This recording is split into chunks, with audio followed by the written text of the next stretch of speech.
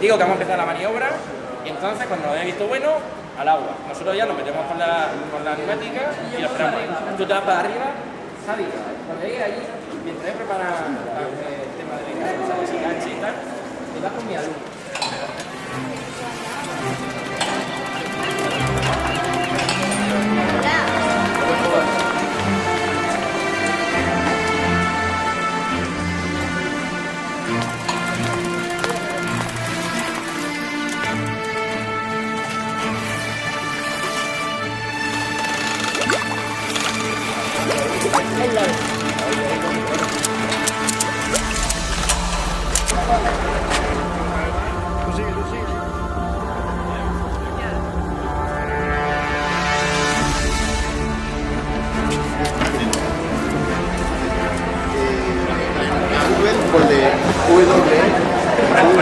¿Por qué me quitas la mía?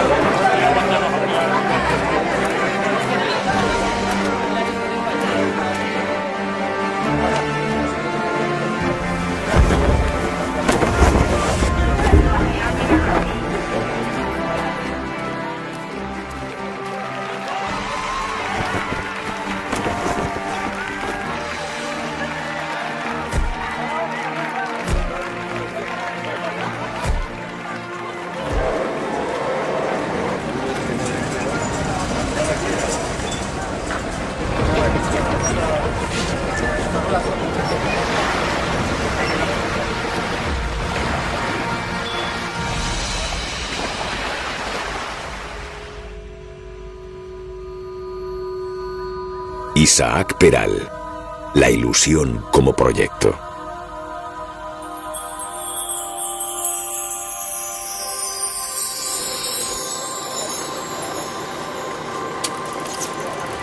Rodeado de un ambiente de mar, el pequeño Isaac comenzó a construir una vida repleta de ilusión y perseverancia. La ciudad de Cartagena, ubicada en la costa sureste de la región de Murcia, acunó así la historia de quien sería el Gran Peral, inventor del primer submarino de autopropulsión eléctrica.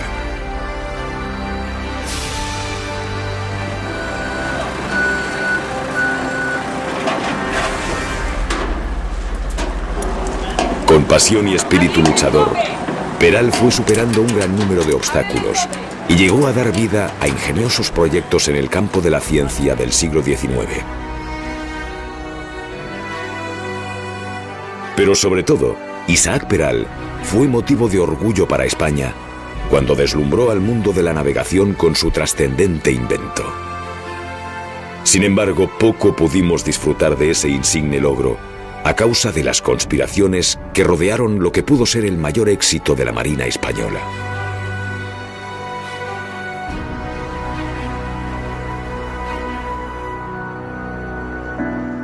Nacido en 1851, Isaac Peral vivió en Cartagena sus primeros 8 años, en una casa del Callejón de Zorrilla. Su padre era capitán de marina, lo que seguramente fue una influencia decisiva en la vida del joven. Acostumbrado a escenas de playas, puertos y navíos, el agua habría sido para él un elemento familiar e íntimo, al que llegaría a dominar en lo profundo.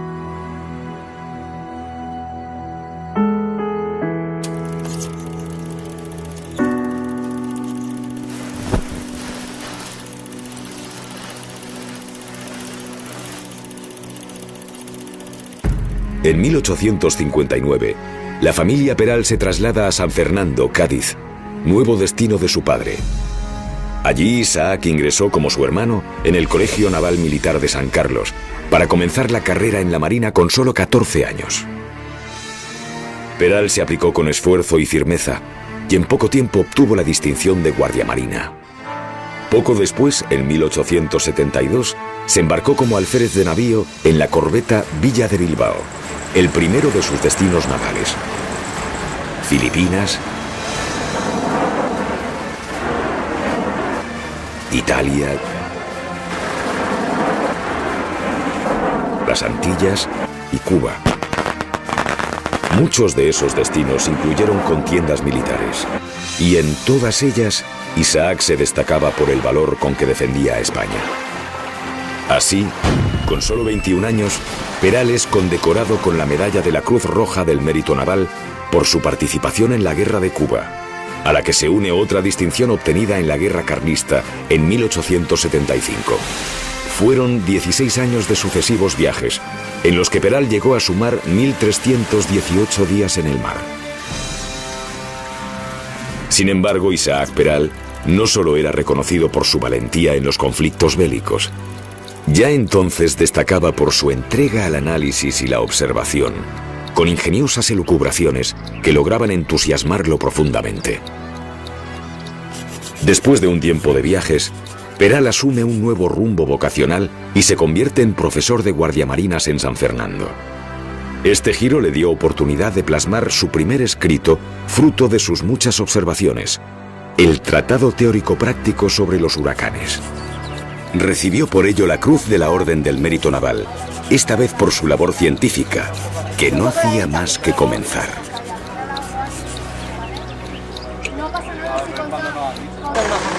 En esta época, contando con 25 años, Peral contrae matrimonio con María del Carmen Cencio, hija de un médico de la Armada. Llegaron a tener 9 hijos y fue esta familia el verdadero apoyo de Isaac durante toda su vida.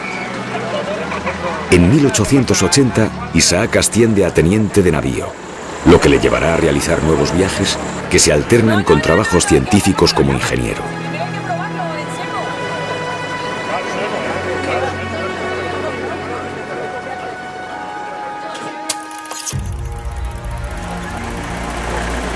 Sin embargo, uno de esos viajes modificaría su historia. Accidentalmente, Peral es herido en la sien por un barbero. Ese incidente le provocaría consecuencias inimaginables.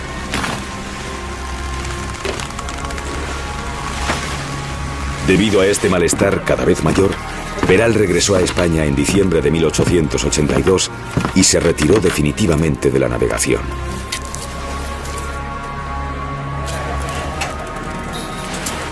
Pero la dificultad no iba a detenerlo.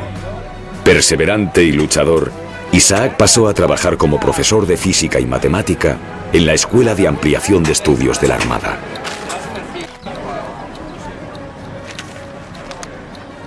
El inventor que había en él latía con entusiasmo y no se iba a dejar abatir por la enfermedad. Por el contrario, el nuevo escenario sirvió para que el profundo Peral, como le habían apodado desde muy joven en la Escuela Naval de San Fernando, por sus habituales reflexiones intelectuales, siguiera adelante con las ideas que venía forjando sobre lo que él llamaba el aparato de las profundidades. Peral guardaba en secreto sus planos mientras maduraba el proyecto.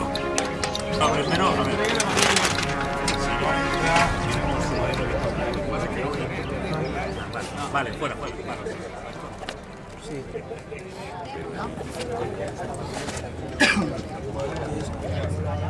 El abanico.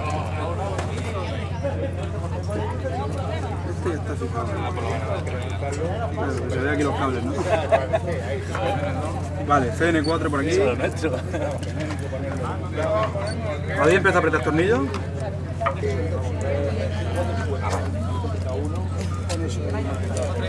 Vamos a ver. Igual que de ahí todas las puestas que le dan.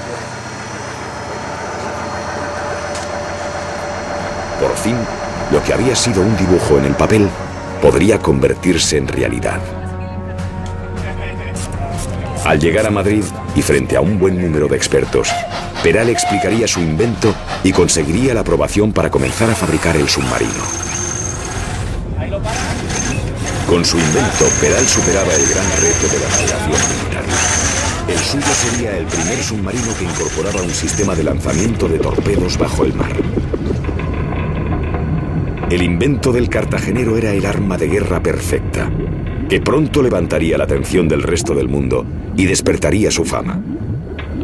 Así, en 1885, se destinó un presupuesto inicial de 5.000 pesetas que sirvió para adquirir el material necesario. Superando sus problemas de salud, el inventor se ocupó personalmente de su compra. Los aparatos ópticos en París, accesorios y torpedos en Berlín, acumuladores de electricidad en Bruselas los aceros, motores y hélices en Londres, además del tubo lanzatorpedos. A pesar de las suspicacias del nuevo ministro de Marina Berenger, que por celos e intereses políticos empezaba a conspirar contra él, Peral consigue montar el primer torpedero submarino en 1887. Contaba con la confianza y el entusiasmo de la reina regente María Cristina, quien le había otorgado una nueva dotación de 600.000 pesetas.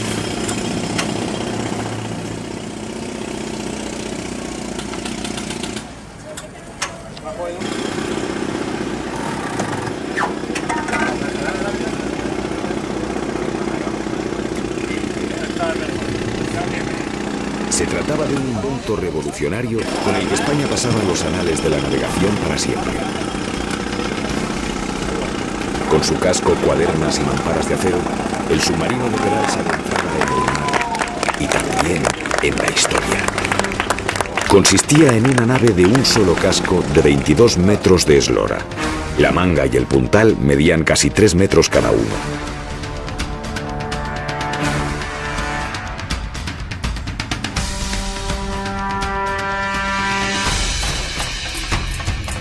Para impulsarse, el submarino incorporaría al final de sus pruebas 2 motores eléctricos con los que movía 2 hélices gemelas en la cola del aparato.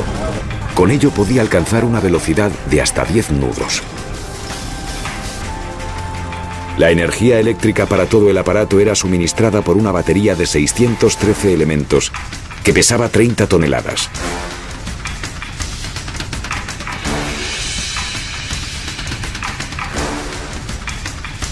Dos acumuladores eléctricos de 30 caballos cada uno suministraban corriente para hacer girar unas dinamos, las cuales, por rotación, movían a su vez las 2 hélices que hacían subir o bajar el submarino. Estaban dispuestas una en cada extremo en el eje vertical de la nave. Este par de hélices tenían la función de mantenerlo estable en inmersión. Asimismo, y como gran originalidad de Isaac, un sofisticado aparato de profundidades permitía el hundimiento y salida a superficie del submarino según se llenaran o vaciaran de agua los tanques diseñados para tal fin. De este modo, el peso del submarino era de 77 toneladas en superficie y 85 en inmersión.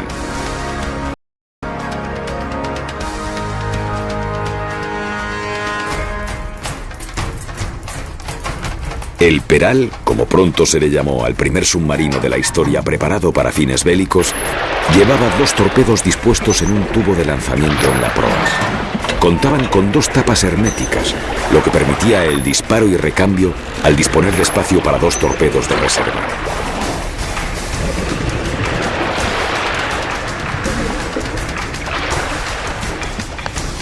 La dotación militar prevista era de 12 hombres, con oxígeno para varias horas, ya que contaba con un mecanismo para regenerar el aire al pasarlo por un purificador que eliminaba el dióxido de carbono.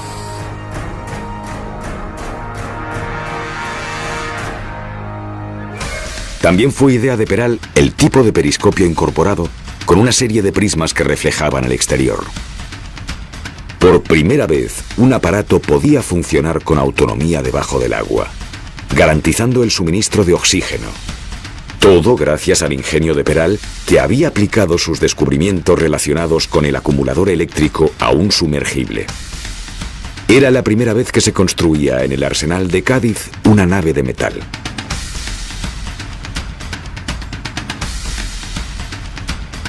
La gran ilusión, fruto de su incansable perseverancia, se hacía realidad.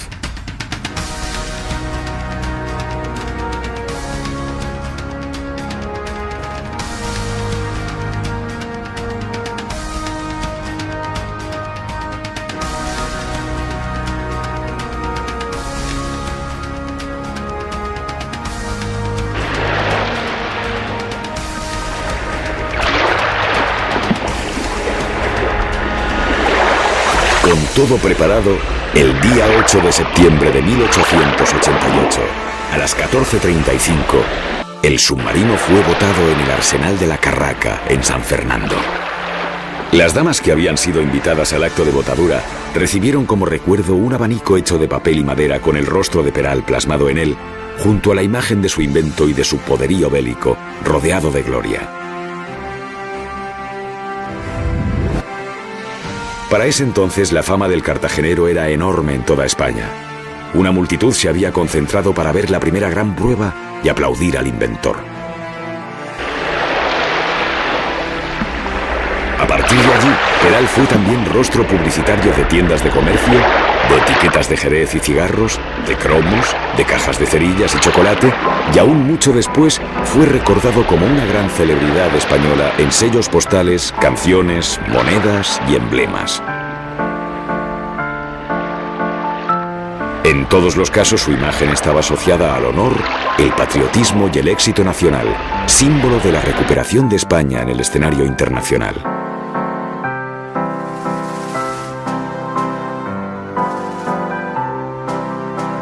Las noticias del éxito se propagaban y todo el mundo deseaba abrazar al inventor. La reina regente María Cristina le dio muestras de reconocimiento e incluso de cariño, y hasta le regaló un sable de honor que había pertenecido a Alfonso XII.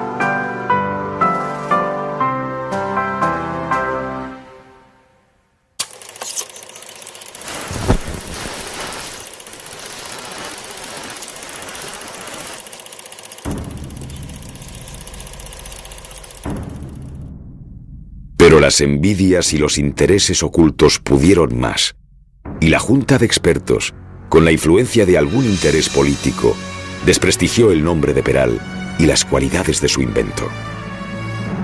El submarino, que iba superando una a una todas las pruebas, empezó a recibir sin embargo falsas críticas. Llegó incluso a sufrir un sabotaje el día de la gran prueba del lanzamiento de torpedos contra el buque Colón. Por aquel entonces, Peral estaba a punto de conseguir un lugar de diputado en Cádiz, que también interesaba al hijo del ministro Berenguer. Así, inexplicables intrigas políticas se sucedieron, y la Junta Técnica emitió un arduo informe que afirmaba que el submarino había defraudado la expectativa y que sus deficiencias eran tales que la nave construida no servía para nada. Más preocupados por sus celos que por el bien de España, los responsables dejaron al descubierto los escritos de Peral y se dice que algún país extranjero tuvo acceso a ellos. Lo cierto es que poco más tarde, pero en el mismo año de la botadura del Peral, Francia inauguraba un submarino de casi idéntica construcción que el ideado por el español en 1885. ¿Casualidad? Peral, defraudado, solicitó la baja de la Armada y se apartó de la Marina en 1891. Ante las críticas injustas que se vertían sobre él, intentó defenderse con un manifiesto que solo un pequeño diario aceptó publicar. Hoy hablo, pues, y hablo con pena, porque desearía que lo que va a leerse no hubiera sido necesario escribirlo. Ofrecí al gobierno mis ideas sin que me guiase otro móvil que contribuir al engrandecimiento de mi patria. Se han cometido verdaderas inconveniencias lamentables y ya irremediables, y me han inferido pública y oficialmente agravios que no creo haber merecido. Pero Isaac sabría seguir adelante. Su vocación inventora era el motor de su energía, y su ilusión estaba puesta ahora en nuevos proyectos a los que se entregaba con igual pasión. Instalado en Madrid, en 1892 creó su propia empresa de electricidad y patentó diversos aparatos eléctricos como el acumulador. Gracias a Peral nacieron los primeros tendidos de electricidad que hubo en España. Sus inventos llamaban la atención y eran solicitados desde el extranjero.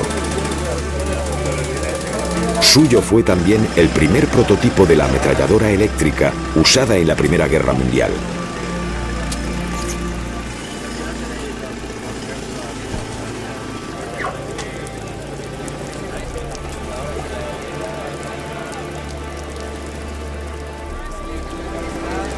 Tal vez a causa de su incansable actividad, se agravó la enfermedad que lo acechaba desde aquella lejana herida en la sien en 1880. 15 años después, en 1895, Isaac se trasladó con su mujer a Berlín para recibir una intervención de urgencia, pero una infección aceleró lo que ya era una muerte segura. En mayo de ese año, y con solo 44 años, moría en Alemania uno de los hombres más ingeniosos en la historia de la ciencia española. sus restos fueron trasladados a Madrid, donde pasó inadvertido en el cementerio de la Almudena. Pero en 1911, Cartagena rescató a su hijo de aquel olvido y lo devolvió a su región de Murcia natal. La ciudad que había visto nacer las primeras ilusiones de Peral tenía la determinación de acunar ahora sus sueños y recordarlos ante el mundo.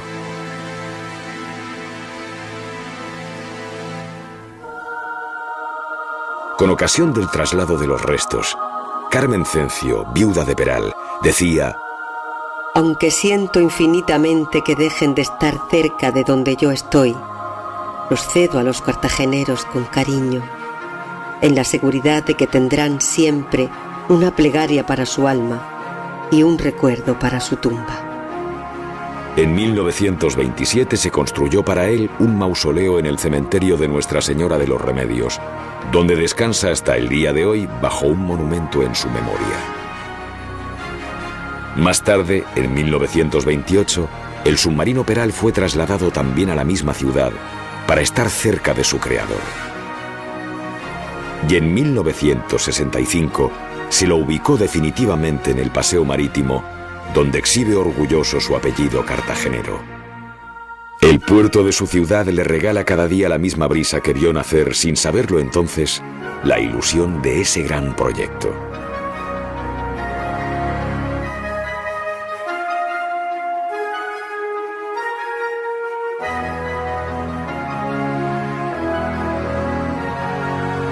Parece simple, del sueño a la idea, de la idea al invento. Sin embargo, nada fue tan sencillo. Por eso la herencia de Isaac Peral es mucho más poderosa que el submarino. Es el recuerdo permanente de que los grandes proyectos humanos dependen tanto del ingenio como del coraje, la perseverancia y el entusiasmo. Y Peral lo sabía. Sabía mejor que nadie que solo soñando desde lo más hondo llegaría a dominar el mar profundo.